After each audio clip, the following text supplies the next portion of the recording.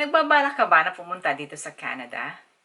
Alam ko na ang iba sa inyo yung nagbabalak na pumunta rito bilang visitor or worker.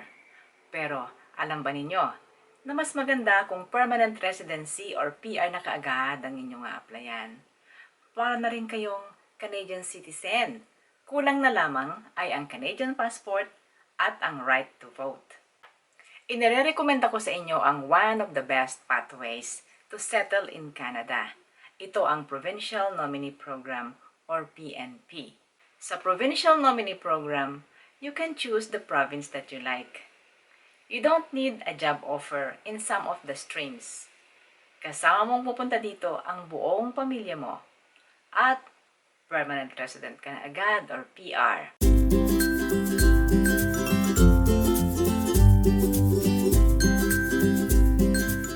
Hello and welcome back.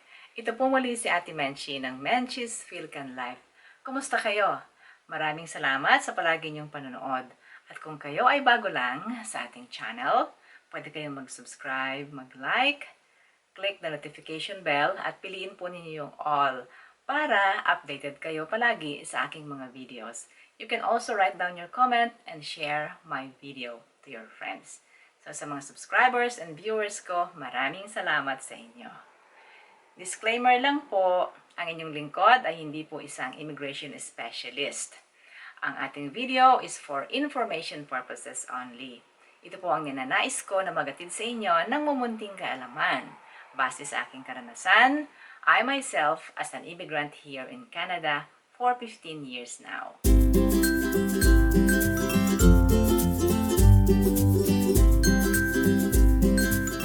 So for today's video guys, pag-uusapan natin ang isa sa mga streams ng Provincial Nominee Program ng lalawigan ng Ontario where I live. Ito po ay ang tinatawag na Human Capital Priorities Stream or HCPS.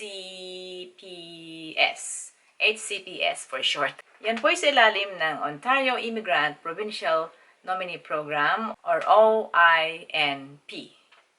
Paiksiin natin, ang haba po kasi. Naisip kong gawing topic ito ngayon sa ating video kasi ang provincial nominee po ay mga occupations na urgently waiting for immigrants from outside of Canada. Kaya ang provincial nominee sa iba't ibang probinsya ng Canada po ay patuloy po itong naghihintay at tumatawag ng mga immigrants from outside of the country dahil maraming occupations na naghihintay at kulang ang mga applicants or workers. Napakarami po ng mga provincial nominee programs sa iba't ibang probinsya. Subalit, ang tatalakayin ko sa inyo ay isa sa pinaka-popular dito sa Ontario. Sa Ontario pa lamang po, there are 9 streams ng immigrant program na ito. At itong Human Capital Priorities stream ang pinaka-popular among the others. You know why? Because you don't need a job offer. Mag-a-apply ka lang using your work or your previous experience, your education, and your English capability. Yung pong iba kasi ng mga streams nangangailangan ng job offer, ng French language skill, meron ding nangangailangan po ng mga master's or PhD degree, at yung iba ay kung mag-apply kayo as business, you will need thousands and thousands of dollars. Ano po? So, this one, I think, for me, is easier to apply. So, yung mga iba pong binanggit kong streams, ay pag-uusapan naman natin sa ibang mga araw upang may compare din ninyo at maybe you will think na it's much easier. Who knows? So, dito po muna tayo sa Human Capital Priorities Stream. HCPS, paiksiin na lang po natin. Ang HCPS po ay isang pagkakataong ibinibigay ng Ontario government para sa mga outsiders from outside of Canada na makapagtrabaho dito permanently at makatira dito permanently and become a Canadian citizen later on. Ang Ontario po ay paboritong puntahan ng maraming immigrant dahil sa favorable weather.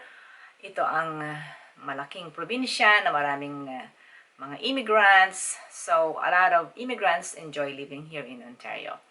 Ang HCPS po ay attached sa Express Entry Program ng Canadian government. Ano po ba yung Express Entry Program? Ang Express Entry po ay isang application management system wherein doon po pumapasok ang mga applications. It's like a system na lahat papasok doon and then doon ipaprocess ng Canadian immigration system ang mga applications. So, it's like an online system na synchronized. Meron pong score sa inyong education, sa work, English, etc. May score doon. Meron pong tinatawag na comprehensive ranking score. Mapipili po ang profile ninyo if you have a high score. So, that's the essence of the Express Entry.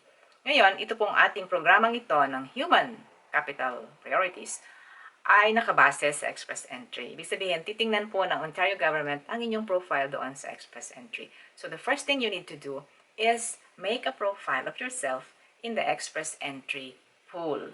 So, it's sad to say that during the pandemic, ay bumagal po ang draw and the processing of some pathways in the Express Entry.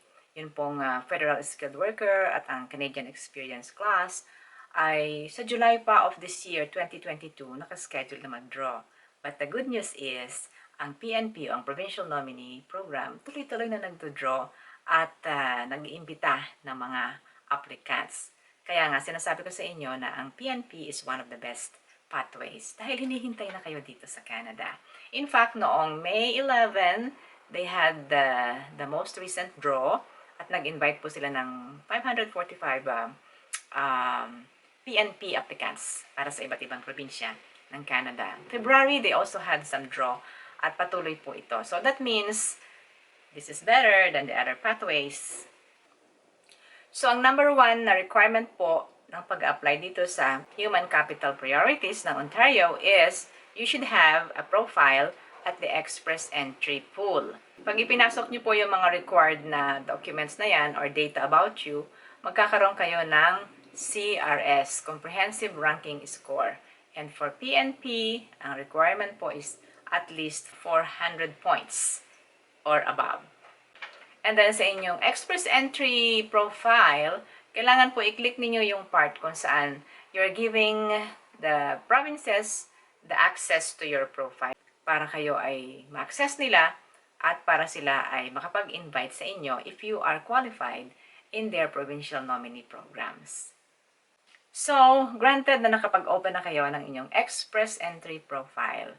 Ngayon, ano ang mga requirements para sa Human Capital Priorities stream? Okay, isa-isahin po natin. Number 1, work experience. At least 1 year of continuous and paid full-time job. Or equivalent in part-time basis kung part-time lang ang job ninyo. Ang mga skills po na kailangan na is Skills 0, A and B sa NOC o ang National Occupational Classifications. At meron pong current trend ngayon dito sa ating pinag-uusapan na program. Ano po? Meron mga Administrative Services Managers, Banking and Credit Investment, Advertising, etc., Engineering Managers, and Computer, mga tech. Restaurant and Food Supervisors and Managers, Manufacturing Managers, and good to know, pati po mga registered nurses at saka licensed practical nurses. So yan ang current trend po ngayon sa mga hinahanap ng Ontario na mga skills or occupations. Baka isa kayo sa may ganitong occupation. So, be ready to submit your application. Number 2 is education. At least equivalent to a bachelor's degree in Canada. So, if you are from the Philippines, ang bachelor's degree natin doon, kapag hindi ka umabot ng grade 12, kulang ka ng 2 years.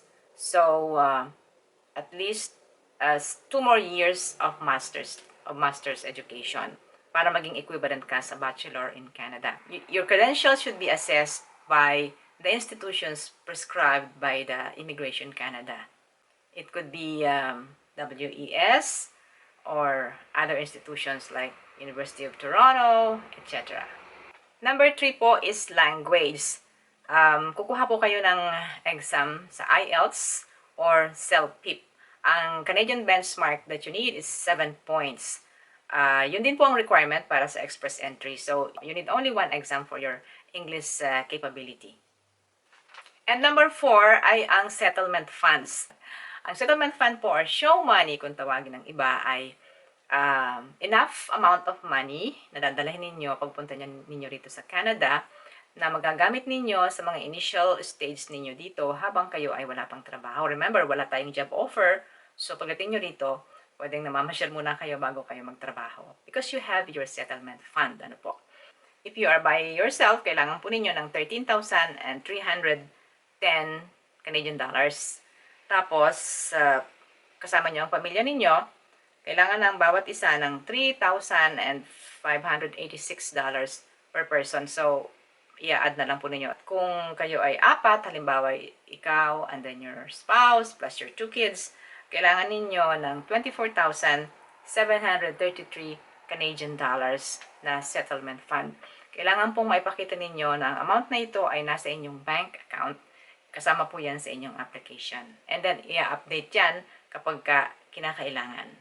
Okay, so granted that you have all these requirements. Ano ang sistema? How does it work?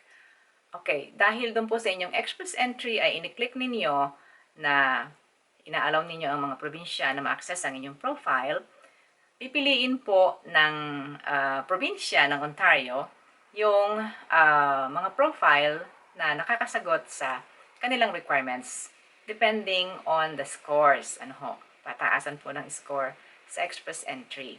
Or the province can decide in whatever circumstances na napipili nila ang inyong application. So, with that, pag napili po kayo, papadalhan po kayo ng Province of Ontario ng Notice of Interest.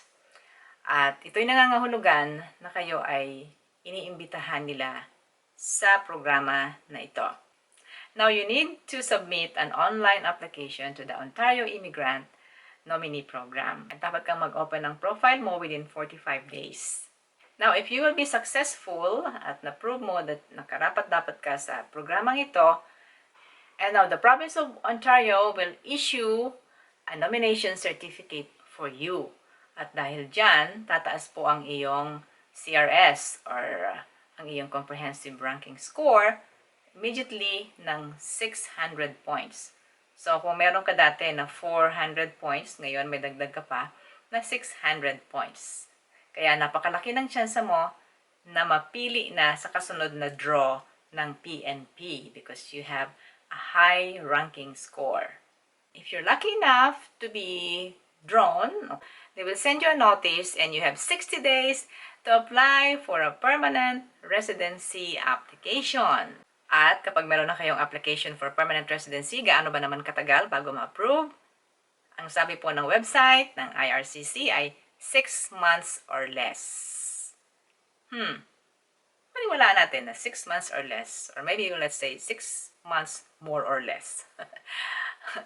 But anyway, the good thing is, once nakapasok na ang inyong aplikasyon, you're just waiting for the result. And of course, ang kasunod na ng mahabang proseso ay ang inyong pagkakaroon ng approved application para pumunta sa Ontario bilang isang permanent resident. Together with your family. And so yan po mga friends, ang proseso. Well, it's quite long and exhaustive, di po ba? Maraming mga kailangan at matagal na paghahanda. Hindi po basta-basta, one click ay aalis ka na. But I'm telling you, kapag dumating kayo sa Canada bilang isang permanent resident, you feel so secured. Landed immigrant ka na. You will get the benefits like most of the Canadian citizens are having. Like, you get the access to a free healthcare for you and the whole family. Ang mga bata ay mag-aaral ng libre. And then, kids 18 years old below will get their child benefit. Monthly, may tatanggapin po kayo. Kung marami kayong anak, 4, 3 ang anak ninyo, basta below 18, they get child benefit for each. And what else? Well, because you are a permanent resident, you can apply to any job that you like or any job that you would fit in. Remember, wala tayong job offer, kaya hindi ka limited sa isang trabaho. Pwede kang magtrabaho ng 2, pwede kang magtrabaho ng kung alin ang pinaka-ang best choice mo sa mga in-applyan mo kung saan ikaw ay natanggap. And so, salamat muli sa inyong panonood, mga viewers and subscribers ko. Thank you very much. Sana po nagustuhan niyo ang ating content. We will talk later about express entry and the other provincial nominees, and we will talk about jobs and many more. So, thank you very much. Kung nagustuhan niyo ang ating content, please subscribe to my channel, like, comment, hit the notification bell, and share my video to your friends. Ito po muli si Ate Menchi. Maraming salamat sa inyong pagsuporta sa aking channel, Menchi's Fil-Can Life. Until next time, bye-bye!